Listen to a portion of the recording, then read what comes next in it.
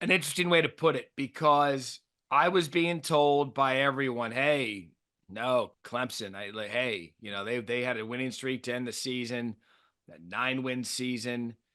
Dabo's got that thing running.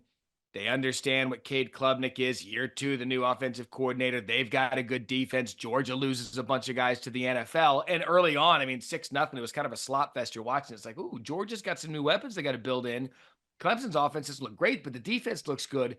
And then it's almost, you could probably find a Matt Barrie Show presented by Allstate anywhere in the archives and show us saying, oh, Georgia started slow and like a boa constrictor wrapped themselves around your neck, and it ended up being a blowout. That was blueprint Georgia football, leaving Clemson again with answers. I mean, I sat on the set Saturday morning saying what I'm saying now about Clemson, and a former Heisman Trophy winner, a guy that understands football better than the two of us combined, told me that Clemson is a great program, and this game will be very tight. And I just sat there and at that moment usually kept my mouth shut because I knew it wasn't a good idea. I knew what was going to happen, and so did you, Matt. And it's as much about how well Kirby Smart has control of that program as it is as to say that Dabo Swinney's time as an elite coach is over. Clemson is a good program. They'll compete in the ACC. But their days as a program that matters, their days as a program that is spoken with reverence are gone.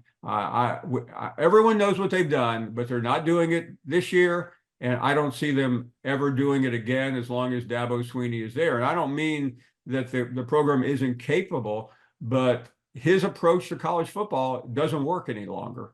And he's been slow to move for everything. He now has that reputation as grumpy Dabo, and I frankly think Dabo Swinney would be smart to start planning an exit strategy. I'm not saying they're getting rid of him; they're not.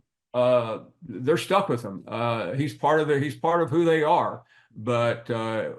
He would be better to look elsewhere, to find another way to do it, because it's simply not going to matter. He may find ways into the playoff in the future, but he's not going to find a way to hold up the trophy any longer. Not the way he's running that program.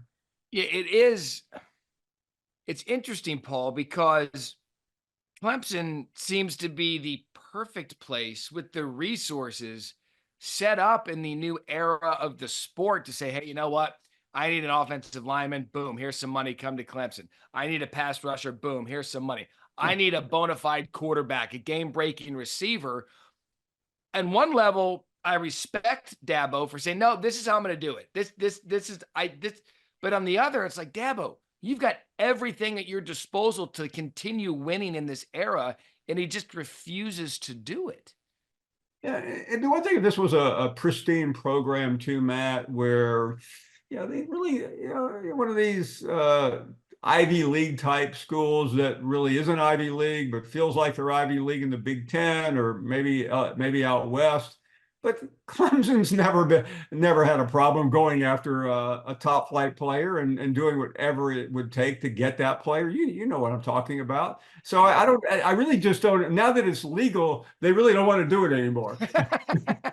It was much easier for Clemson to battle with the NCAA during the 80s, which cost them dearly, and countless other times. Now that Clemson has been told, whatever you want to spend, they suddenly have a coach who wants to practice some puritanical philosophy of purism, of being pure and high and mighty. It doesn't work. And I don't know how many times on Sunday morning we've had this conversation about Dabo, and I feel like I'm beating a dead horse because he is a good football coach, but I mean, it's over, Dabo. I mean, this is not going to change. What you got yesterday, and by the way, you didn't even get an A effort from Georgia. I mean, that was it was methodical, but that was a pretty sloppy first half by Georgia. Yeah. What happens if they start clicking in the first quarter? Yeah. I mean, look, 28 points in the second half. It was 6-0 at halftime, and you look.